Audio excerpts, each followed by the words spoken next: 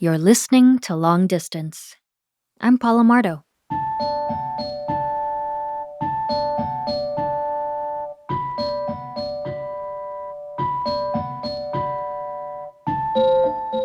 For a lot of Filipino folks, this time of year often means Christmas and lots of food and family time. For others, this is a chance to reflect on the past year and get ready for the next one. So, for this episode, I wanted to bring a very special hour of long distance to listen to during this very special time. Welcome, listeners, to the Long Distance Radio Hour, stories, music, and more from the Filipino diaspora.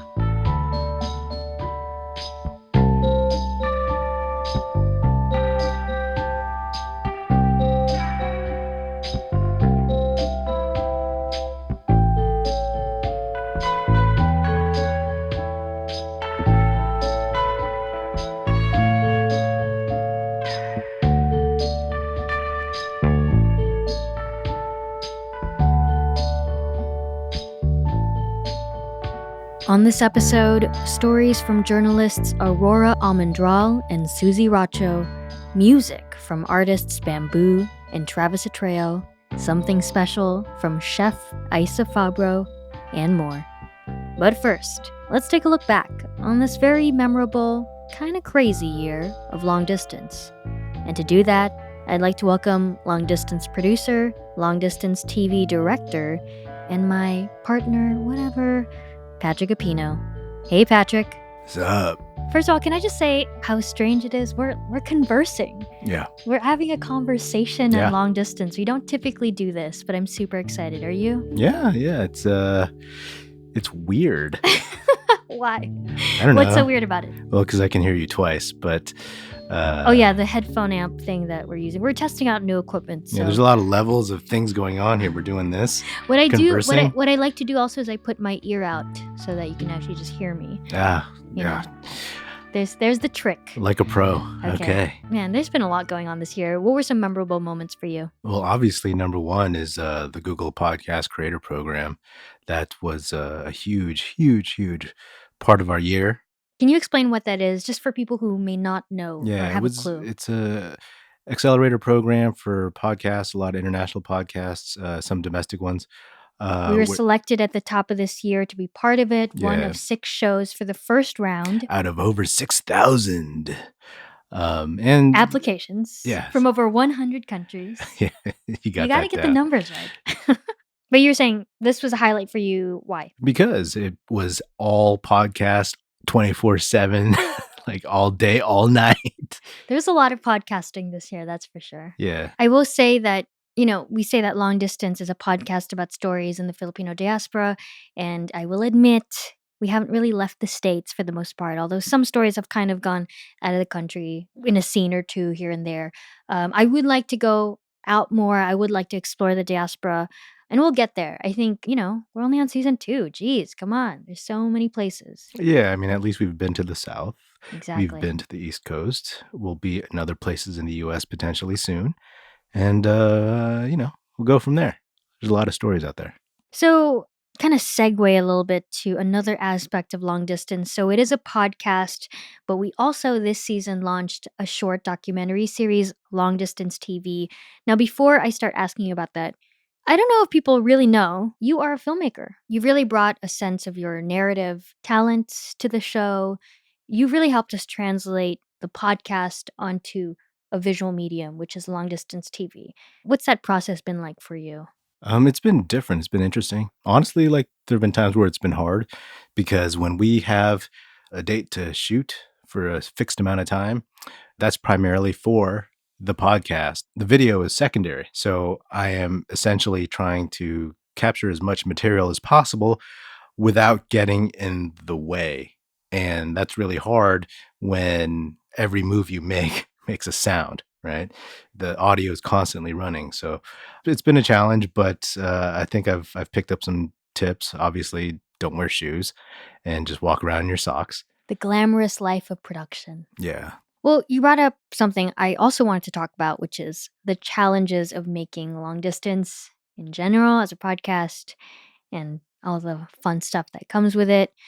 I'm just going to speak on my end. This started as a passion project.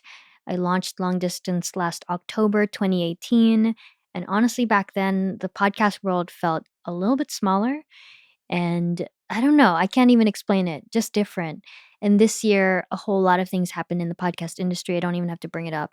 There's a lot of things going on, a lot of content out there. We've talked about, Hmm. we're not just competing with podcast space where, there's Disney Plus, Apple TV, not that we're at that level, but the amount of content and news and media out there for people to consume, it's overwhelming, even for me. Yeah. I mean, the fight for eyeballs and I guess now ears has been going on for a long time, at least 10 years, 15 years maybe. And it just feels like there's a lot more noise, a lot more stuff happening right now, and everybody's competing against each other. And so I guess I just want to say thank you, listeners, for choosing to listen to Long Distance. I mean, I say this on social media a lot, but we are really, truly, truly thankful for your choice to listen to the show, to support it in any way you can, whether that's joining the Patreon, donating through a one time donation on PayPal, sharing the show on social media, or telling a friend or family member about it, or just listening to every episode of the show, maybe even writing a review.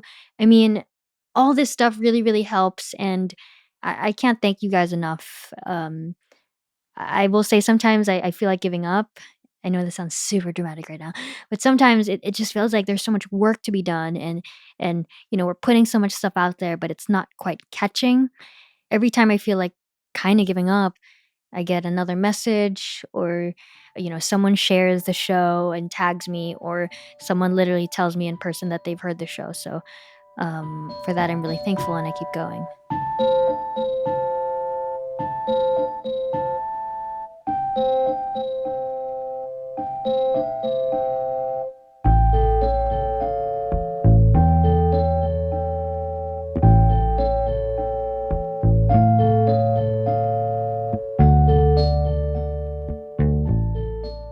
That was Patrick Epino and yours truly talking about this long year of long distance. Now, on the next segment of our long distance radio hour, time to listen to some audio stories. First up, a radio story from Suzie Racho, producer and director of the California Report magazine, a radio show from Bay Area NPR station KQED. Suzie brings us a story from the California Report series, Letter to My California Dreamer, where listeners send letters to the family's original Californian, or the person who first came to the Golden State with a dream. This letter is from Suzie to her father, Calixto.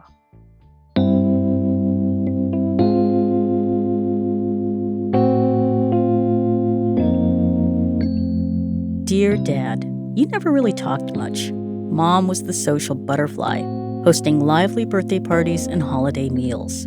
You were always quietly working in the background, cooking or getting the yard ready for guests. You came to California as part of a wave of young immigrants from the Philippines in the 1930s. You picked walnuts and other crops in the Valley of Heart's Delight, now known as Silicon Valley. But just because you were a migrant farm worker didn't mean you didn't have style.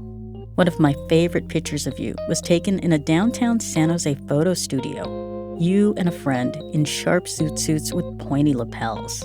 Your shoes shined. I still have your sharkskin suits from the 1960s, custom made for your 5'2" frame. Stature is just one of the things we share.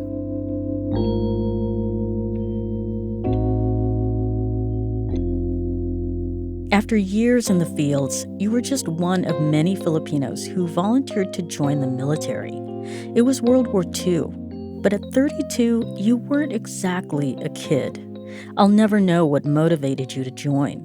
Was it a chance to show patriotism to your adopted country?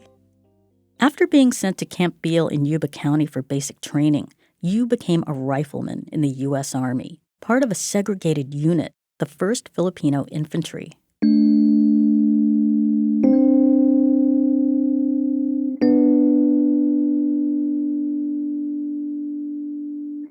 I wonder how it felt to navigate going from living in San Jose's Japantown to fighting Japanese forces in the Philippines. You saw combat, but you never talked about it. You earned a Bronze Star, and after 4 years, you left the Army, a U.S. citizen. As a kid, I remember finding long shell casings in a box of your cufflinks and tie tacks. I didn't ask where they came from. Like you, I've learned to be strong and silent. You went back to work on the farms, but you weren't just picking. You were also developing horticultural skills. Our house had persimmon, plum, and apple trees and a full vegetable garden. One of your last jobs was growing roses in one of the big nurseries in the valley. By the time you met Mom and had me and my sister, you'd been married twice and you were in your 50s. Friends and teachers always thought you were my grandpa when you dropped me off at school. But you were my dad, an OG DIYer. There were trips to the hardware store and the lumber yard. I remember the pink playhouse you built for me and my sister, and the Saturdays you spent giving your friends haircuts in the garage. You were also the best barbecuer around. During Obon, you'd turn hundreds of pork and chicken skewers behind the grill at the Filipino Community Center. It wasn't until much later, after I began taking Asian American history classes in college, that I realized how much of your life mirrored what I was studying. Your history in the U.S. is Filipino American history.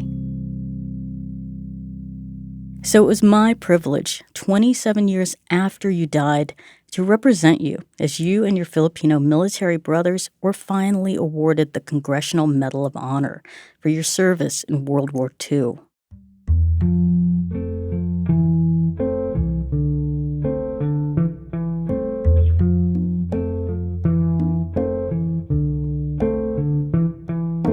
Just like your military service, you never talked about your California dream. But once you settled in the Bay Area, you never left, and neither have I.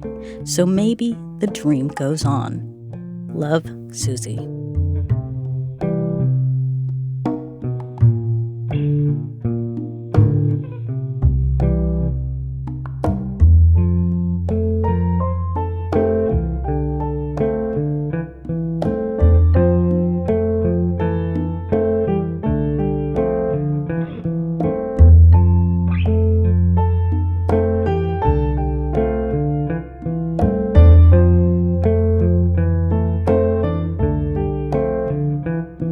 That's the California Report's Suzie Racho with a letter to her dad, Calixto.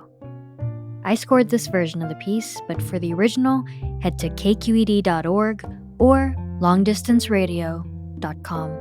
I'll leave a link to the piece, which has some sweet photos of Suzie's dad you will definitely want to see.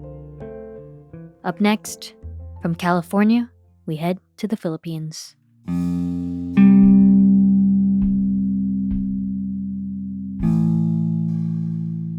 In 2013, Typhoon Yolanda, also known as Haiyan, hit the country. Thousands of people died and millions were displaced. The destruction affected various sectors of Philippine society, including the country's sex trade. Aurora Almendral, a Filipino-American journalist based in Southeast Asia, produced this story about the aftermath of Yolanda and its effects on women sex workers for KCRW's Unfictional and WGBH's Ground Truth podcast. When I first heard this story in 2016 on KCRW, it blew me away. At that time, I'd never heard an audio story about Filipinos told with such depth and care. I've been following Aurora's work ever since. I'll play an excerpt here and link to the rest on longdistanceradio.com. Here's producer Aurora Almendral.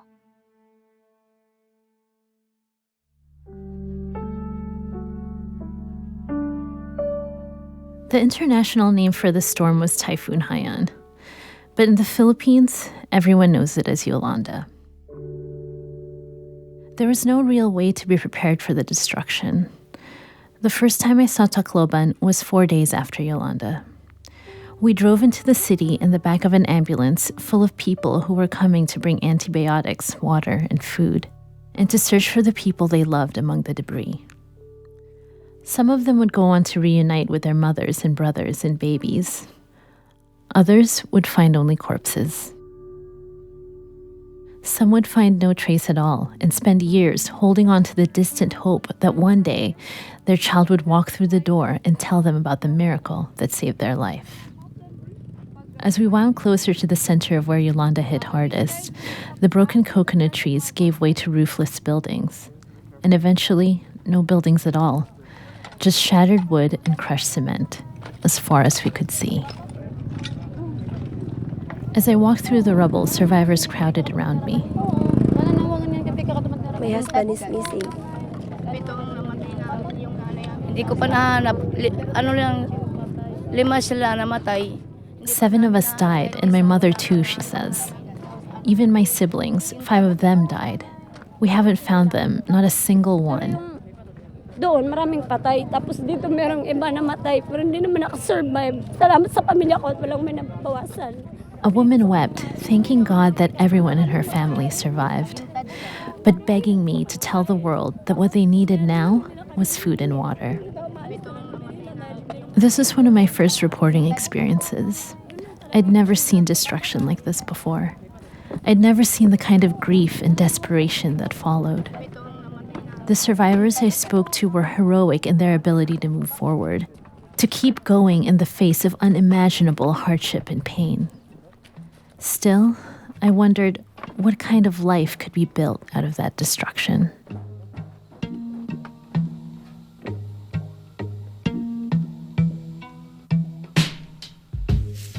In the Philippines, a nation of 7,000 islands, there's no debate about whether or not climate change exists. At most, people expect science to confirm what they already know to be true. I am Rodel Lasco, and I'm one of the scientists involved in the Intergovernmental Panel on Climate Change, the IPCC. At this point, there's no way to attribute one specific event, like Typhoon Haiyan, to climate change. But what we can say is that the Typhoon Haiyan is consistent with the projections that storms will be more and more intense. So even without climate change, we're already battered by typhoons. So what climate change will do is it will make it worse for us.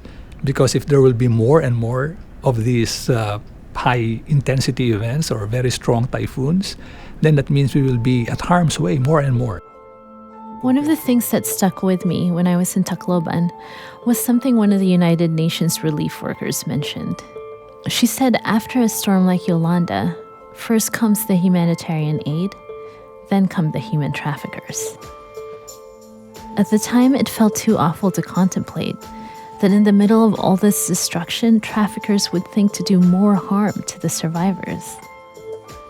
Darlene Pajarito heads up the anti-trafficking agency in the Philippines. She said when she turned on the television and saw the news of Typhoon Haiyan, actually the first thing that I thought of was really, this is gonna be a feast for the human traffickers. They will have a pool of so many vulnerable people to prey on. This is a feast for them.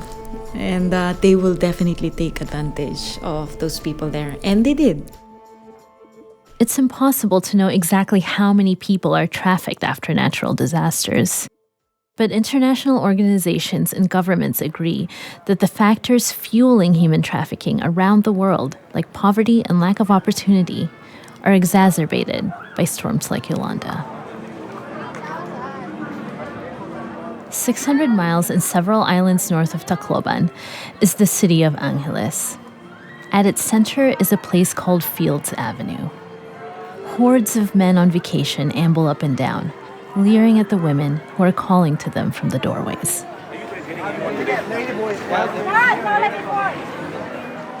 Men come to Angeles as sex tourists. This used to be a U.S. military base, and there are still a lot of Americans, soldiers and old vets, and guys who like that the girls here speak English.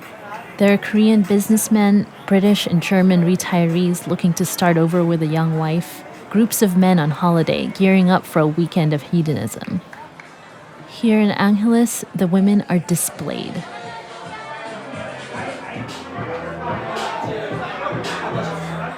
Inside, they're crowded onto a stage, thigh to thigh. I'm here because this is where girls from Samar and Leyte, the islands that saw the worst of Yolanda, end up. Sex trafficking in the Philippines is more subtle than it sounds. Most of the time, it isn't a door sliding open on a windowless white van, snatching up a girl off the side of the road, then keeping her under lock and key, forced to perform sex acts for predatory men. This happens, yeah, but most of the time, it's a more subtle coercion. The girl herself, the one who's trafficked, may not know she's talking to a trafficker, or if she knows, she may not care. Because what's really at play here, what's led to an estimated 400,000 people trafficked in the Philippines today, is the interplay of desperation and hope. It makes people get on a ship or a bus or a van, believing they're bound for something better. Samar and Leyte are some of the poorest parts of the Philippines. They've been vulnerable to trafficking for a long time. Every year, at least one major typhoon pummels their coastlines. For the women, survival and hope lies in a place where they can earn money. A place like Angeles. Samar na parang nabagyuhan na pumunta dito para maghanap buhay. Sa Blackpearl. Blackpearl. Pero maraming ganyan, no? Yung parang nabagyuhan.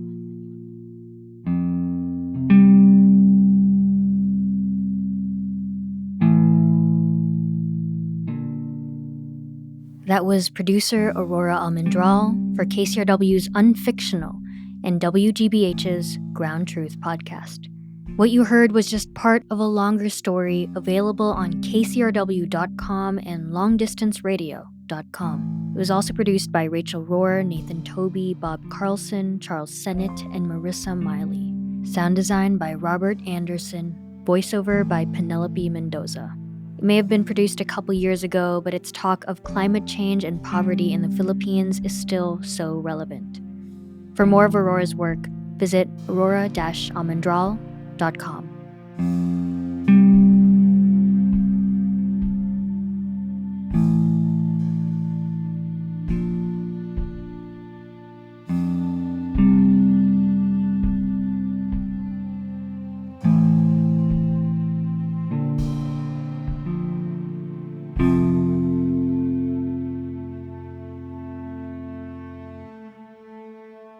Now, we make our way back to America for a different kind of immigrant story.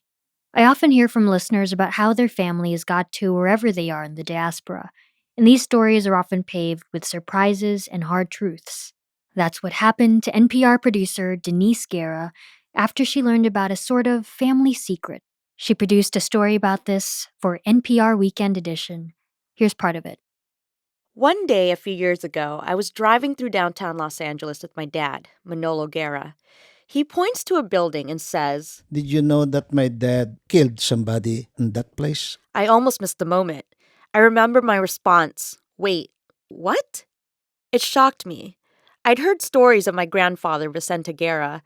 We called him Lolo, which means grandfather in Tagalog, a language of the Philippines. But I'd never even heard anything about Lolo coming to America, much less that he killed someone. I remember the time you don't believe me.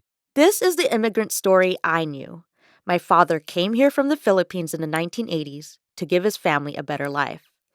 It was the quintessential American dream, or so I thought.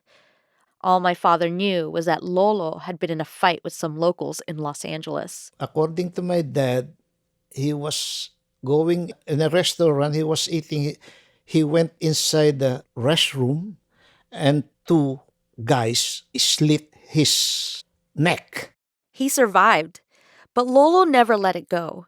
2 years later, he's cruising out with his friends and he sees the men who tried to murder him. And right there in there, my dad said, "Stop, I'm gonna shoot them."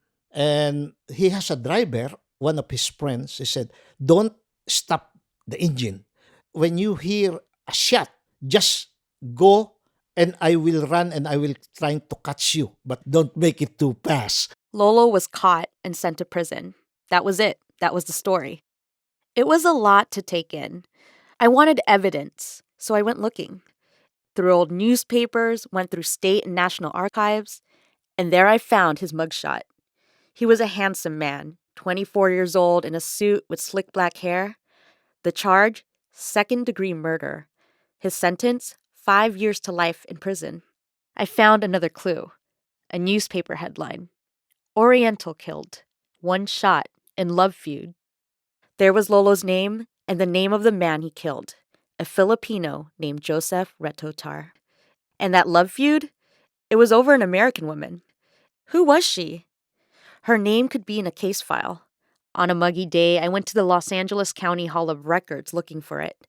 But when the archivist took the microfilm out of its box, it fell apart. I kept looking. I wanted to understand what Lolo faced when he came to America in the 1930s. I found history books about young Filipino men at that time. I tried to imagine them stepping foot off steamships into a new world.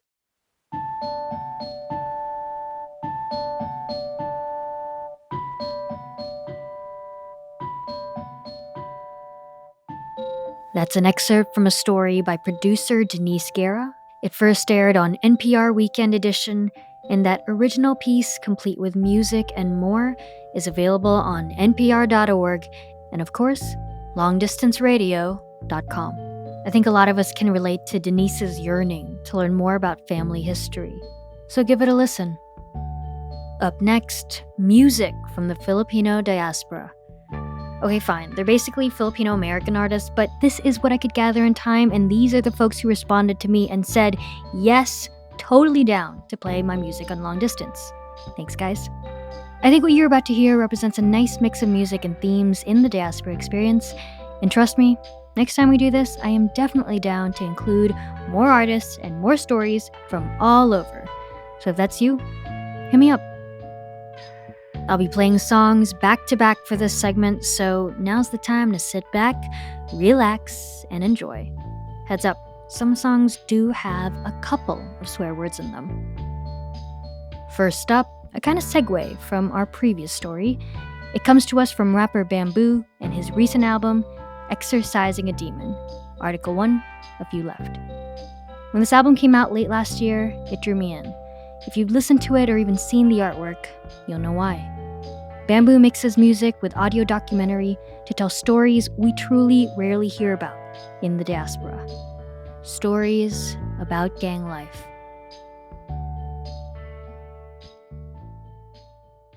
I woke up suddenly from my deep sleep, and there was a knock at the door. There were these two policemen banging at my door, and it scares me. I opened it, and there, they just barged in my apartment. Where is he? And they woke up my son, who was sleeping on the couch, and they also awakened my daughter, and we were scared. And the policeman stopped me from going to the bedroom because he said I might have a gun. And then they asked my son to change his clothes, and they arrested him for armed robbery. Imagine the most depressing moment that I felt. So worried about my son, I couldn't stop crying. I was so scared and I was so worried, and I cried. I never cried before like that.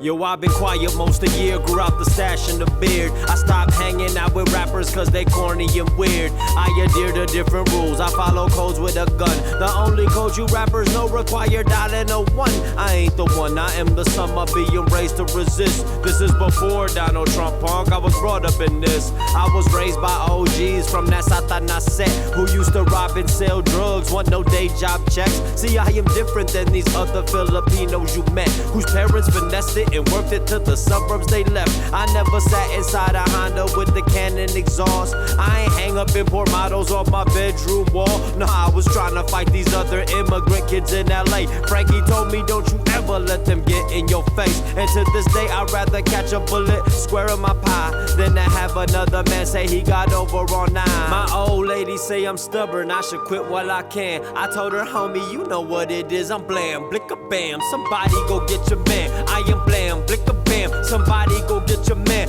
I am blam, blicka bam. My old lady say I'm stubborn, I should quit while I can. I told her, homie, you know what it is. I'm blam, blicka bam. Somebody go get your man. I am blam, blicka bam. Somebody go get your man. I am blam, blicka bam. Said I've been low for most a year. Grew my belly with beer. It's hard keeping trash rappers from polluting my ears. I adhere to different rules. See, there's a code where I'm from. The only code you busters know require dialing the soundtrack. If Zanny rap make you feel older than old, I collect from little homies who jack hipsters for phones. They might break into your home, full invasion of home. But when robbing's the only option and you thin to the bone, you be like, fuck it, I'm gone. My mom and dad always gone, and them Americans is telling us that we don't belong. I'm a couple months away from filling bottles and carts. Was always profit over people, that's what sets me apart. From very start, on the set like a director in grip. They tried keeping I was dumber than the president's kids, or like the president is and his administration.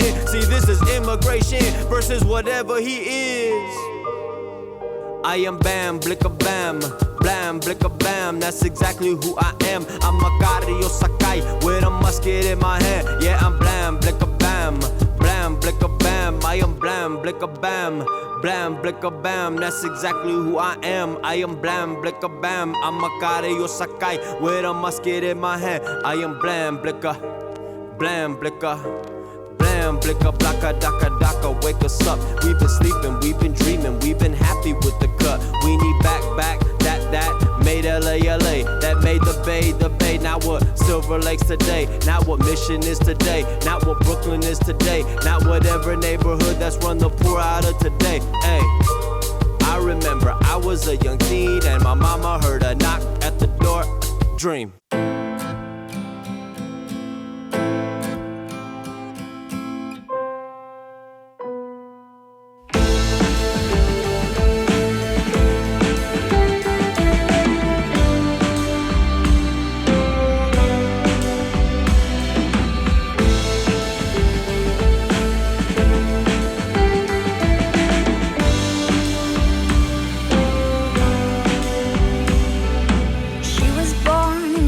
The island, grew up just to get out. Used to rub her pearly whites with ashes from the night fire. Her shirts were loose and her shoes were tight. She grew up just to get out. She grew up just to get out. Worked a day to sort of play. She traded in her childhood. And across the planet Earth she flew, her husband and her daughters too. Oh, way before the sun dried up all the dew, she left the only place she knew. She left the only place she knew. Oh, it's happening. We're finally on an upswing. This new land is promising. A better life is coming.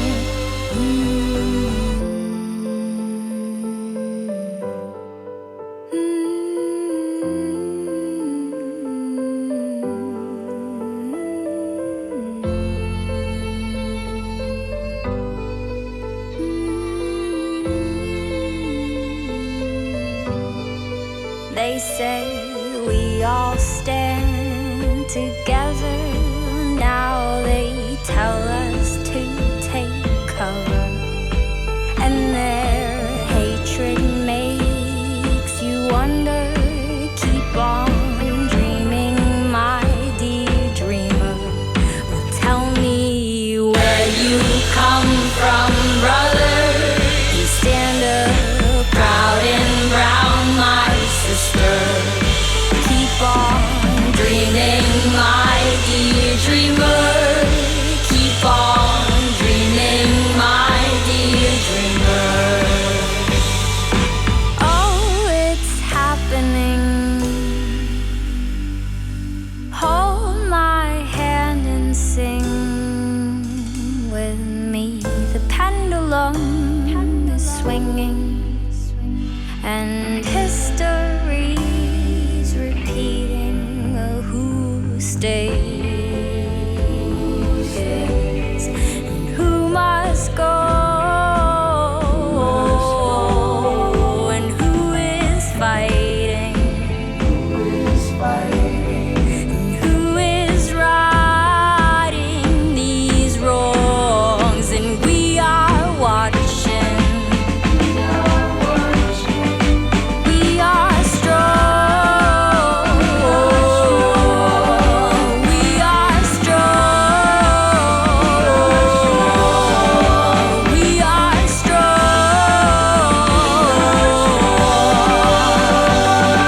Who stays?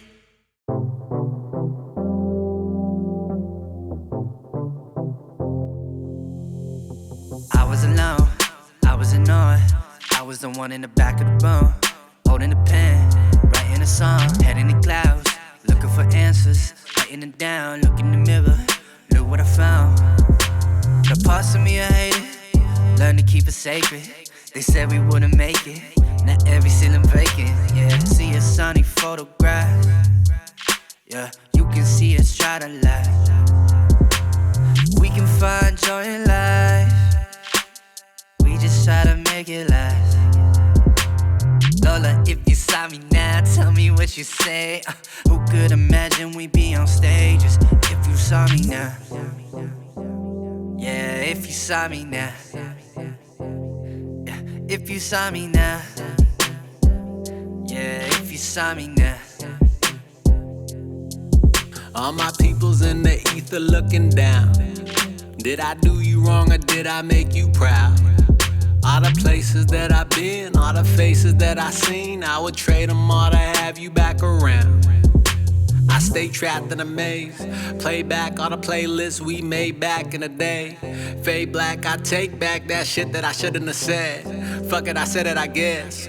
Put that shit in the wind, this the beginning or is it the end? I push forward, I push onward, marching forward, walking awkward, getting older. Watching these young bucks go take it. Super kicking that fake shit. Holy shit, where did all the fucking time go? Where did it all go wrong? Immortalize my memory, put my name in a song. If you could see me now, would you listen or sing along? And if you hear me now, will you play me when I'm gone? Used to look at titty rappers, now I'm moving like a rapper. No, we never looking backwards. Riding with the people in the backseat, Philippines on the chat list. If you take a land, we clapping. You can find us with a banner. You can read it with the masses, reading focal fascists.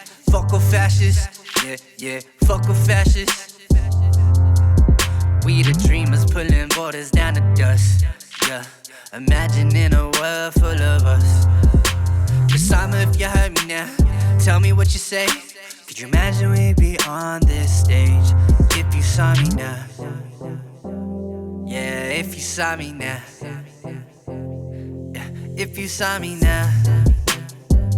Yeah, if you saw me now. If you saw me now, if you saw me now, yeah.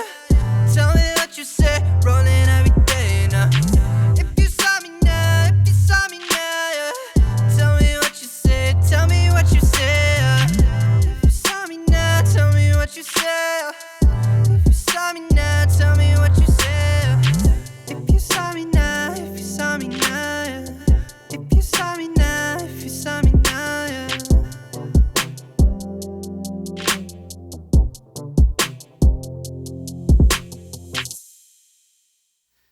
I wanna go for a drive, yeah, and get lost with you.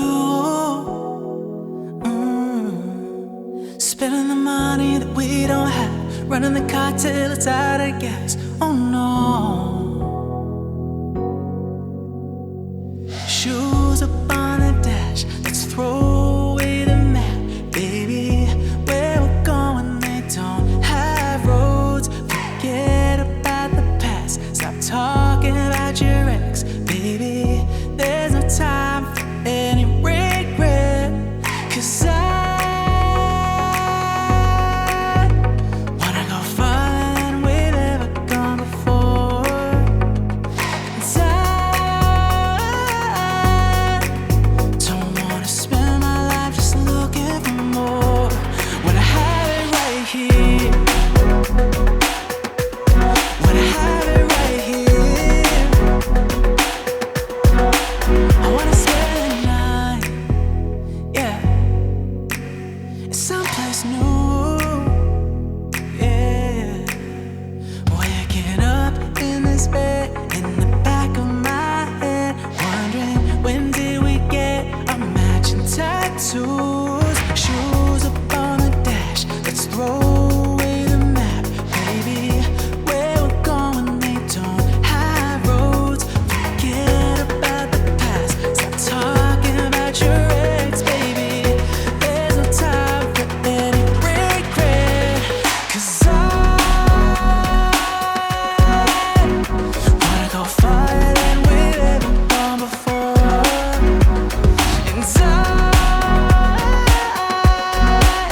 don't wanna spend my life just looking for more. I wanna live my life with you, 'cause baby, you're a dream that's come true. When I look into your eyes, I know there's nothing we can't go through. So let's take the top off of the car, drive until we see the stars. Baby, you have given me back my heart. Yeah, give me back my heart.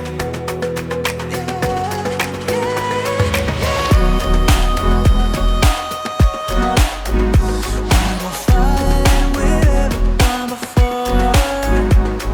And I don't wanna spend my life just looking for more when I have it right here. Yeah, when I have it right here. Oh yeah, when I have it right here. When I have it right here. I wanna go for a drive and get lost with you.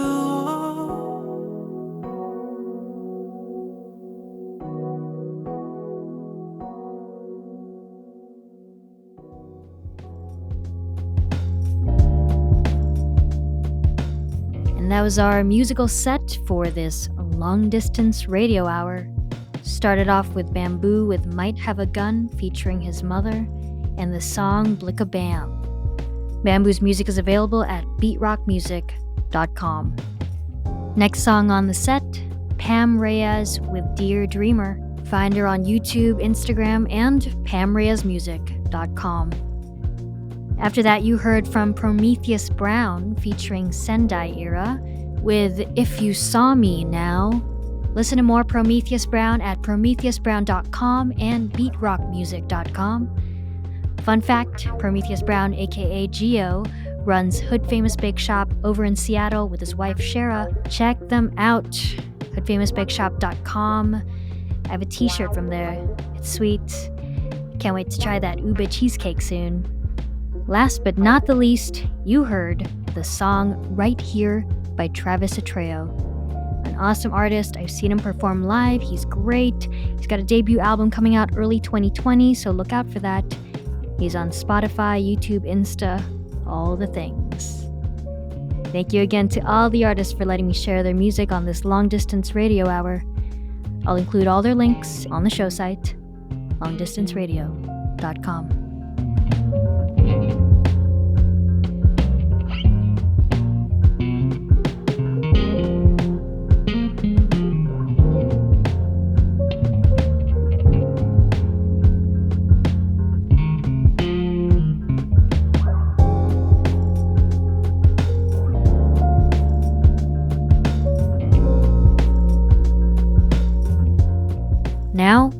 time for a quick break and a shout out. I think I'm gonna need Patrick back for this one. Hey Patrick. What's up? Do you like food? Yeah. Do you like learning new things? Hell yeah.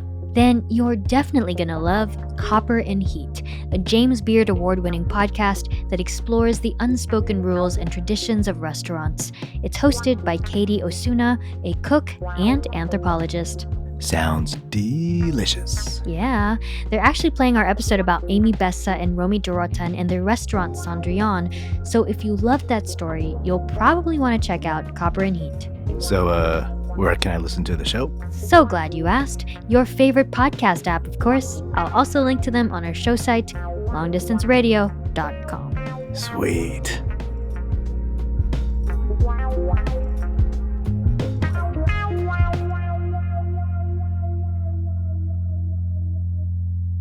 Up next, we have a really fun thing to share. Patrick, do you know Isa Fabro? Who doesn't? Right. Well, for listeners who may not be familiar with her work, can you tell us a little bit about Chef Isa? Sure. Here's a bit from her website bio. Chef Isa Fabro is a Canadian-born Filipino-American. After working in both film and music, she became seriously ill.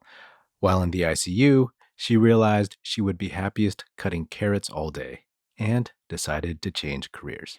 Isa then went to culinary school and worked at top LA restaurants like Church and State, Luke, even Lazy Ox Canteen, where, fun fact, Patrick and I actually met. Wait, what? Then, Isa went from savory cuisine to sweet. After a revelatory trip to the Philippines, she joined Filipino-American chef Alvin Kailan at Unit 120 in LA's Chinatown, now home to Lhasa, by the way. But Unit 120 is where Isa says she found her voice and audience, making tasty treats like her Isa biscuits, ube latik butter, food for the gods pies, and Isa madas. Those Isa madas are good. So now, I wanted to share a clip from a new project by Chef Isa Fabro. It's a cooking show called Cooking with Sang and Isa, and it features Chef Isa and Chef Sang, who is an amazing Lao chef, by the way. Patrick, could you read the little blurb about their show? Totally. What happens when a Lao and a Filipino chef join forces? You get an explosion of flavors on your plate, but in this case, on your screen.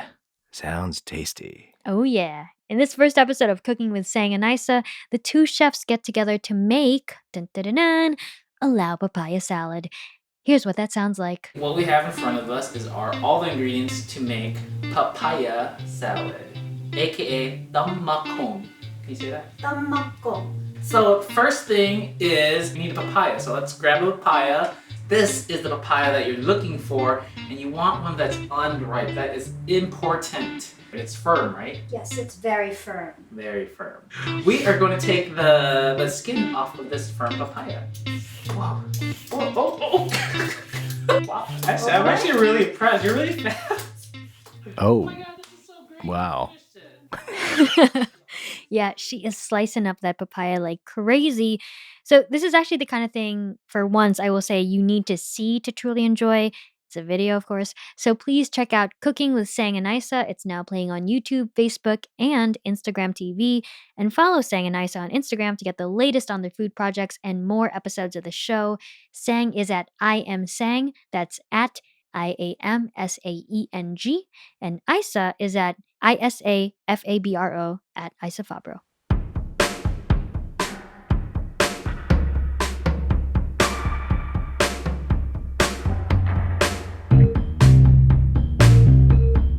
We are almost at the end of our long distance radio hour.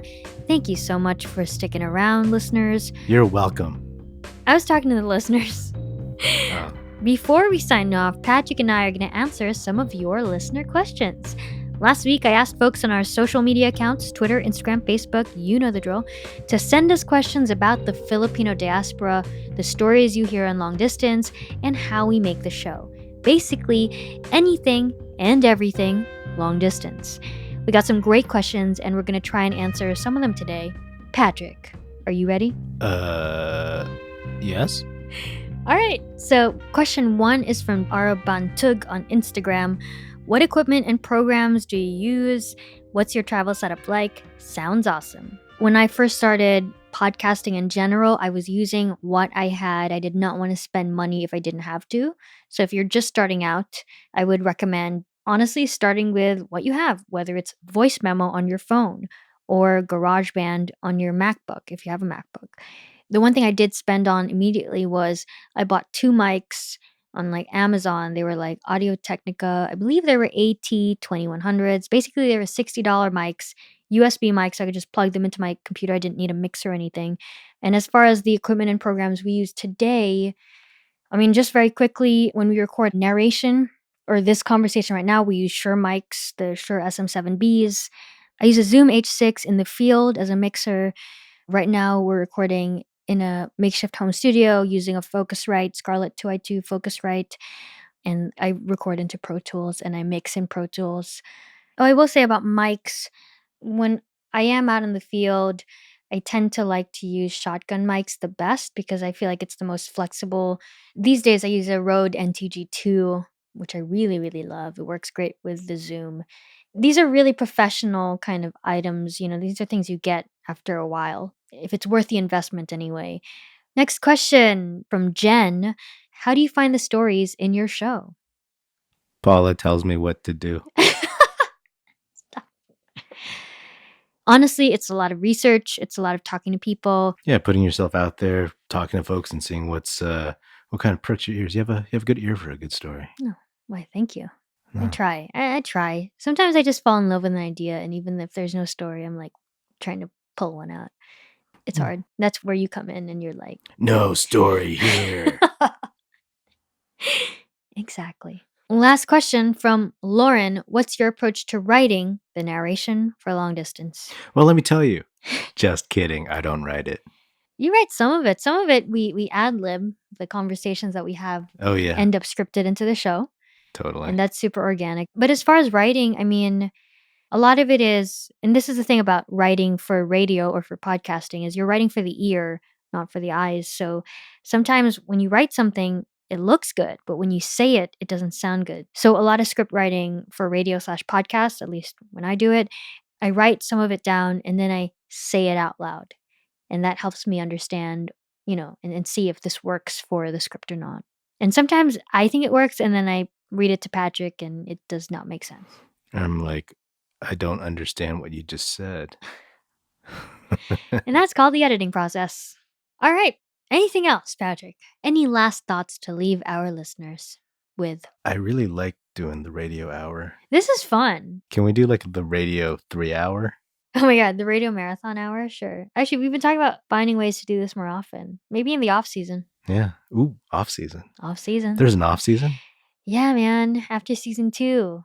We got to take a break before we make the next season. Oh, yeah. Indeed.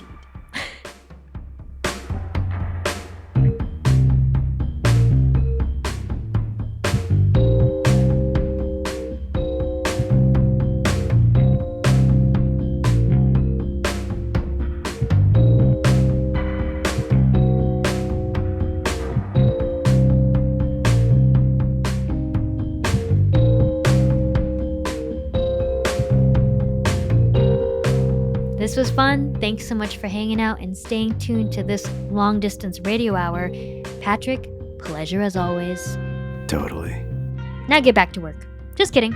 We're definitely working hard on the next episodes of Long Distance. We've still got the rest of season 2 coming in the new year, so please subscribe, listen, and tell people to check out the show. Friends, family, whoever. And if you'd like to take the next step and support Long Distance, there are so many ways to help, from joining our Patreon to making a one-time donation via PayPal or writing a review on Apple Podcasts. It's that easy. I've listed all the ways you can help Long Distance on longdistanceradio.com/support.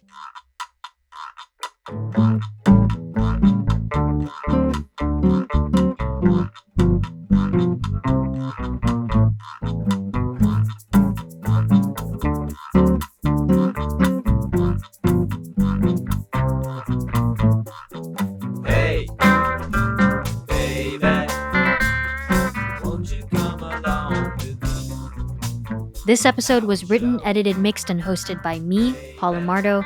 Long Distance is produced by Patrick Epino and me. Patrick, why didn't you do this part? You can listen to the stories and music you heard on this episode on our website, longdistanceradio.com. Plus, you can catch up on other Long Distance podcast episodes and episodes of Long Distance TV, the documentary video series for this podcast directed by me. Sup? This season of Long Distance is produced with support from PRX and the Google Podcast Creator Program. Music in this episode is by Blue Dot Sessions, Bambu, Pam Reyes, Prometheus Brown featuring Sendai Ira, Travis Atreo, Sea Light and the Prisms, and Jenna Fuentes. Special thanks to Janelle Quibuyen, Jenna Molster, and Bob Carlson. That's it for this episode of Long Distance. We'll be back in the new year. To close this episode out, we're playing a new song from Sea Light and the Prisms. Sea Light is responsible for our awesome theme song, and he's got a new track featuring Jenna Fuentes called Passerby. Have a great holiday. We'll be back in a few weeks. Thanks for listening.